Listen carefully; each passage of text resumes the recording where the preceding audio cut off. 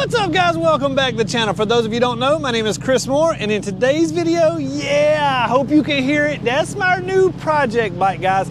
If you have missed the other couple videos that we've had on this thing, this is my personal, very own, brand new Yamaha R1M. This thing is brand spanking new. It currently has 4 miles on it. I have not ridden it on the street ever. It came with those miles when they picked it up from the dealership. They took it on a little test ride to make sure everything worked right. But other than that, this thing is brand spanking new. Another thing, if you missed the other video, go back and check it out. We installed a brand new Akrapovic Evolution exhaust system and a Sprint F185 air filter. Of course, we went ahead and uploaded the more Mafia ECU Flashed. We did that. We got some killer numbers. I've already ran it one time, I'm not gonna lie. I know what she's all about, but we're gonna fine tune it, tweak it in, get this thing dialed in to the max. Then we're gonna take it to the street and do some time testing with a device called a draggy. If you don't know what a draggy is, stay with us, guys. We're gonna talk all about this in the video. Here we go.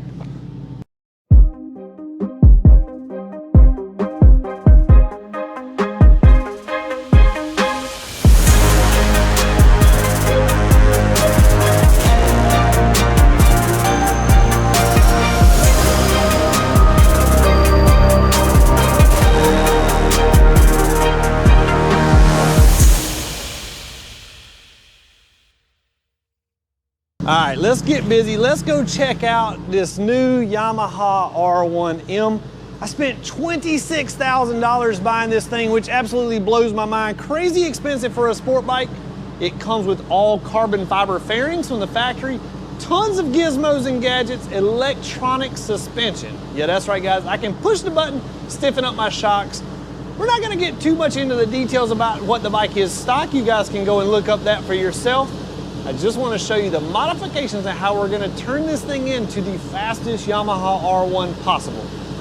Yo, Big Country in the house, what's happening? Hey. Big Country, if you hadn't seen his YouTube channel, go check it out. Subscribe, Big Country, we'll drop a link in the description below. He got his very own YouTube channel. That's what he's up here doing now, trying to get me to help him with upload stuff. Let's check out this R1. Woo!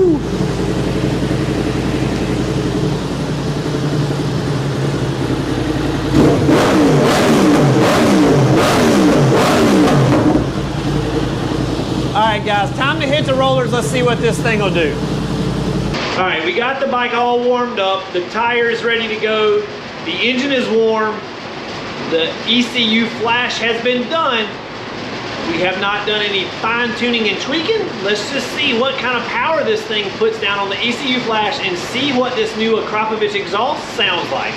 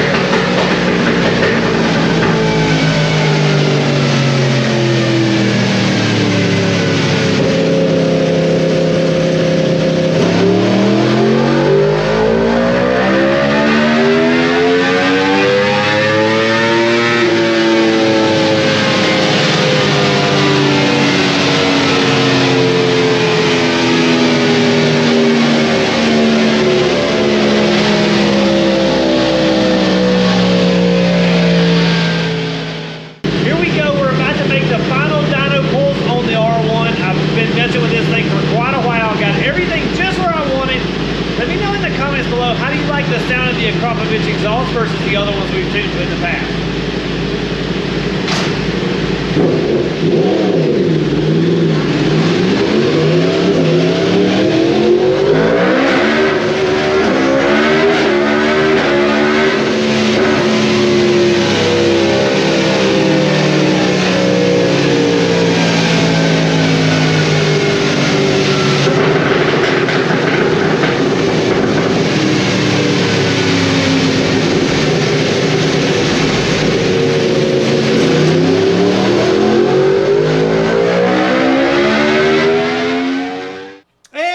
Just like that, we're finished with the dyno tune on my R1. Now the battery died while I was making mid-pull, so we finished up with 191.23 horsepower. Okay, one thing that I've got, and basically 82 foot-pounds of torque. Now, how is this gonna perform on the street? How is this gonna perform at the track? How is this gonna perform in real life? Dyno numbers are great, but it's really only a measuring tool. Let's see how this overlays with a GSX-R 1000 that we did here recently, and we had pretty much the same modifications. So it had the Sprint P08 air filter, the Brock's Performance exhaust, and stock velocity stacks, okay? Look at the power differences. The red is my R1. The blue is the GSX-R 1000. So you can see below about 9,000 RPMs is where they start to equal out. But look at the GSX-R at, let's just say 7,500 to 8,000. So all the way from 105 to 114. So that's a huge, huge difference. Then also these Yamahas have a really bad dip in them. Right here, it's a good solid 10 horsepower difference. So from 72 horsepower to 82 horsepower, and from 62 foot-pounds of torque to 70 foot-pounds of torque. So you really gotta get these Yamahas revved on up so they can make, I guess you would say, good power. And that's that cross-plane engine. It wants to scream. So another thing that I think that we're gonna be able to gain a lot with this bike is when we change the velocity stack. See all these humps and stuff here? I can move this hump from here to here to here, but you can't really get rid of that hump. So we're gonna try to tune that out once we get a set of velocity stacks. Carbon Smith is in the process of making me some up now, but with what we got, 191 horsepower, that's more than the GSX-R made. So if we go out here to 13,700 RPMs, the R1 is at 191 horsepower, the GSX-R only 184. So that's a pretty big difference when we get up on top end. However, most of the research I've done, a lot of people say these R1s fall on their face when they go to 5th and 6th gear. I think a lot of that has to do with the transmission ratio, okay? When they go to 5th and 6th, it's just too tall, and that's why these things can't hang in there up top. And when I say up top, I'm talking about 160, 170 mile per hour and beyond. Now let's look at this. Let's take the Suzuki dyno curve off, and then let's look at just the Yamaha here, and then let's put it into wheel speed. So we dynoed this thing in 5th gear. In the top of 5th gear, it went 180 miles per hour. You can see 179-ish is where we took it to, and that was about 14,500 RPMs. You can see the power is starting to really decline there as well. So if we got one of these R1s, you got it flashed and tuned, stock velocity stacks, it looks like you're gonna wanna shift right around, I'm gonna say 13.8 or so is where you're gonna wanna shift on this thing to get peak performance. All right, guys, we saw the dyno numbers. Let's get this thing out in the street and see how it actually performs.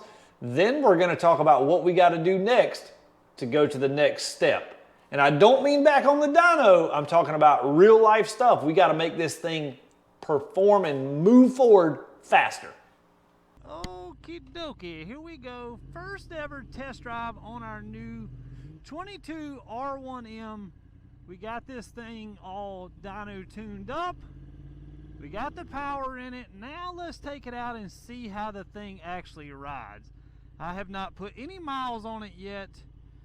I've just been, I guess you would say, goofing off here in the shop. We've turned the traction control off. We're going to do a little burnout.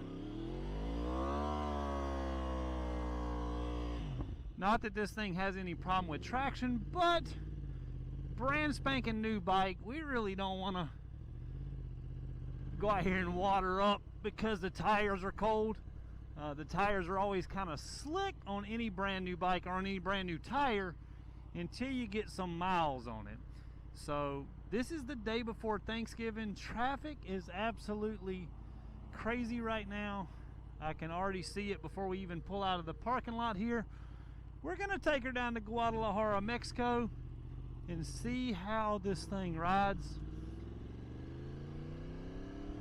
We're gonna just kind of be easy with it for a minute, get a couple miles on the tires. Oh yeah, listen to that. She sounds so good. I just love my Ultimate Pops and Bangs tune. We're gonna take a quick shortcut through this little parking lot here.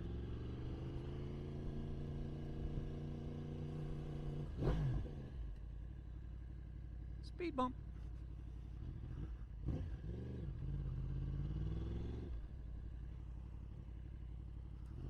And just like that, we're back on the road. We avoided all the traffic.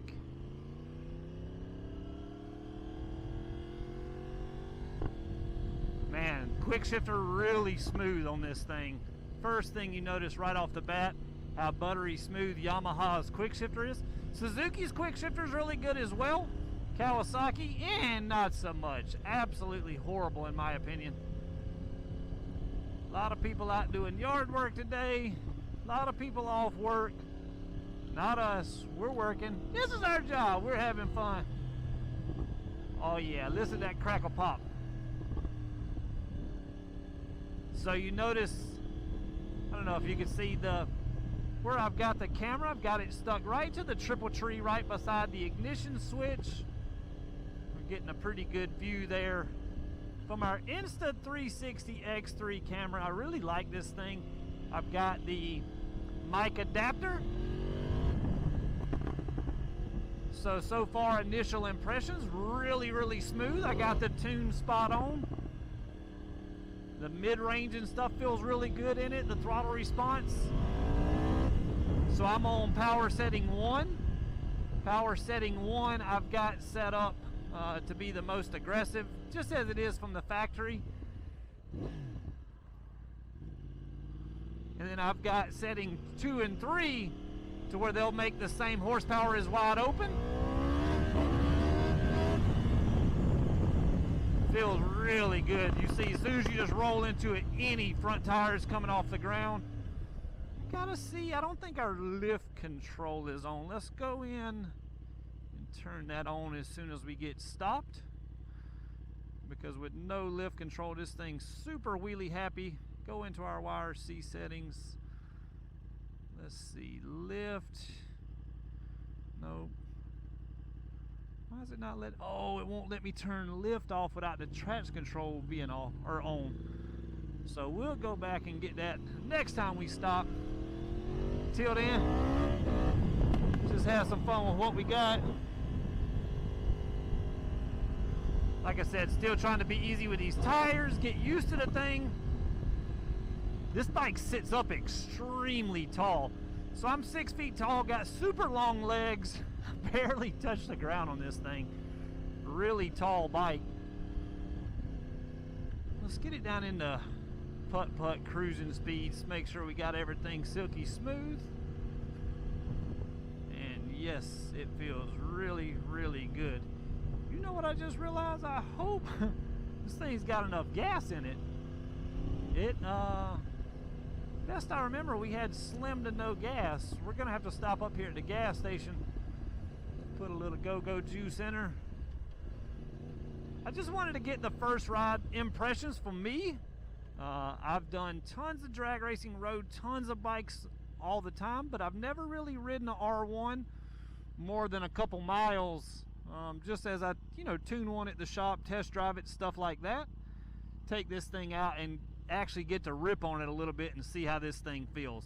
Alright, we just got us a little gas at the gas station. At the grocery store. The grocery store gas station. You know this is some good quality gas we just put in there. I had a feeling though it was a grocery store, gas station, or a walk, so we went with the grocery store gas station. The 93 octane from the grocery store. Alright, let's see. Hopefully we can get us a good little spot here in Guadalajara to pull back on it. I got the lift control turned on. We're going to hit in first gear. So we're going to be doing what we're trying to get is our 60 to 130 times. This is with a device called a draggy. We're going to talk more about this once we get back into the States. Traffic, I can already tell you, is crazy. Probably not going to be able to get a run this time. Alright, here we go. Hopefully when we top this hill, we got a good little straight in traffic. Little spot that's clear. We're going to try to hit 60 to 130 miles per hour. This thing is going to measure our time. Let's see what we got. Go, baby.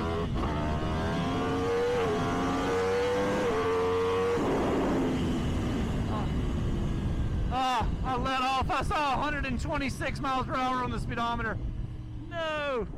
Surely I didn't pussy out. Let's turn her around and try it again. We got to let her rip. We can do it. That was a good little spot. This thing is wheeling like in fourth gear. The chain is also not straight on it either. The bike is steady pulling me to the left. I could feel it pulling. Chain is still whatever it was from the factory too. We never have tried to tighten it anymore. We're gonna go back down. I feel a little better coming the other way in traffic.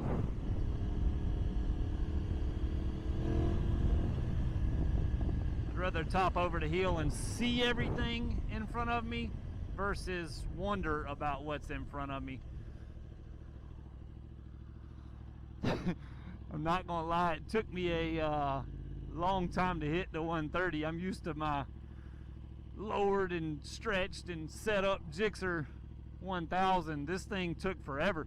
The wheelie control does work really nice on it though. I was able to just lock the throttle and just kind of hold it. I could feel it bobbing the tire and doing its thing. It steadily worked. Alright, let's roll on out, see what we got here in front of us. We're going to try to top over this hill. Remember, this thing measures from 60 to 130 miles an hour. Let's see what she got.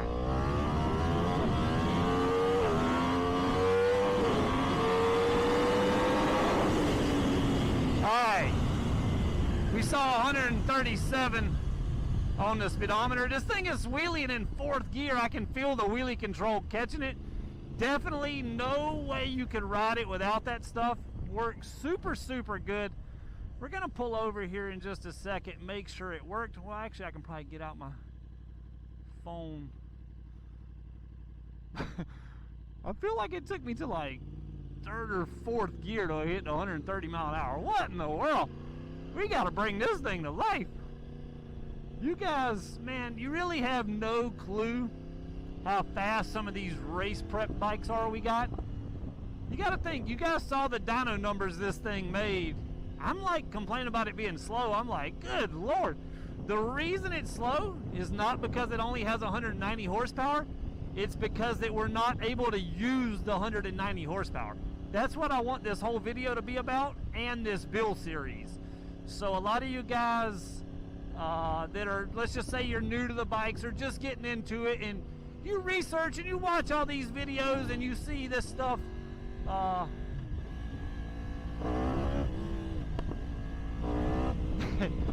just goofing off. You see all these videos of these guys doing these roll-on racing and all this stuff. You're like, man, I want to do roll-on racing.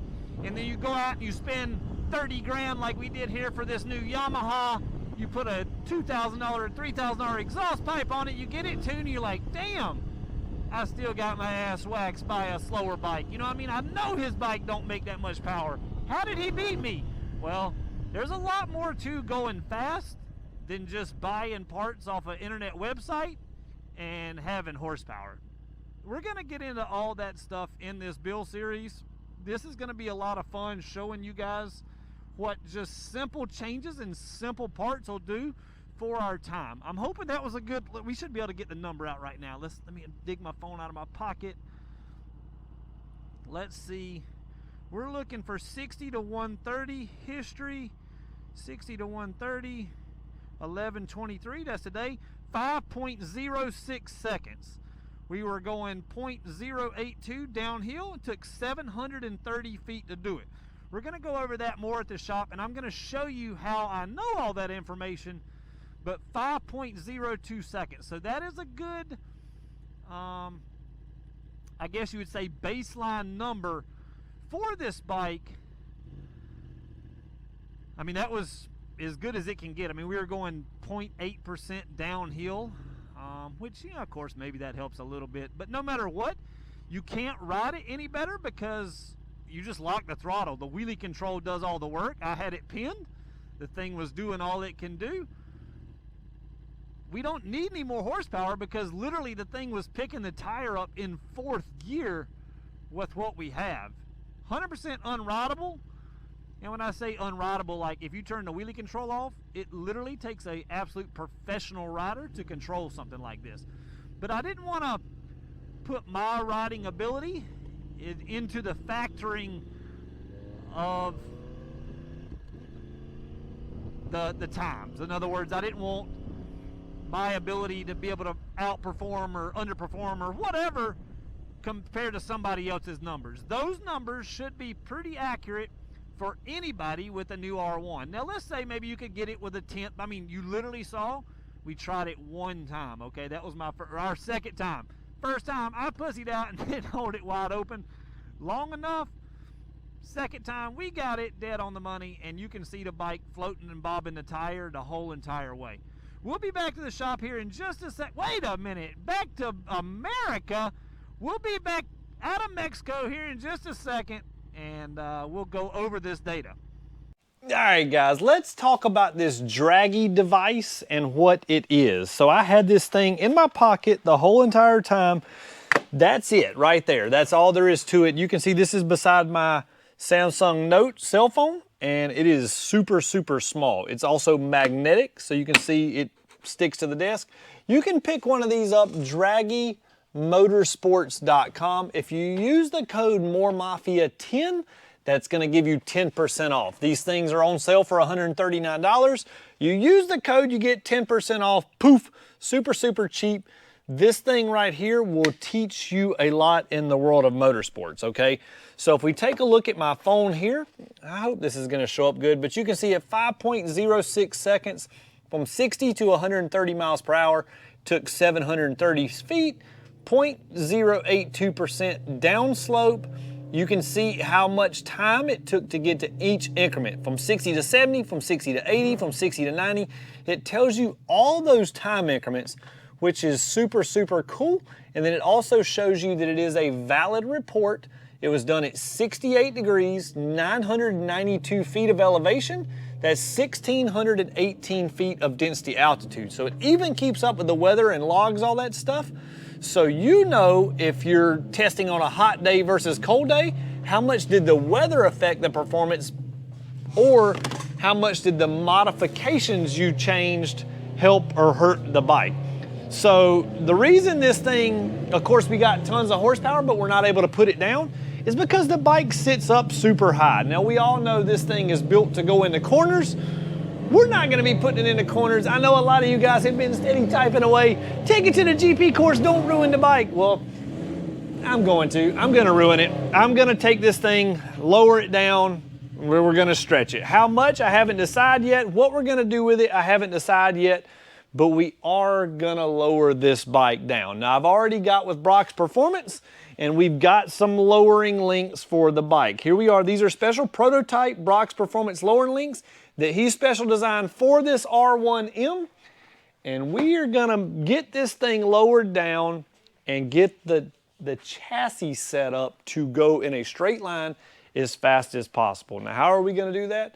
Well, you're gonna have to stick around to the next video to see what we're able to do with this thing, to see what we change And we're also gonna talk, and we're gonna take it back out and test it again. Hopefully the weather is gonna be good.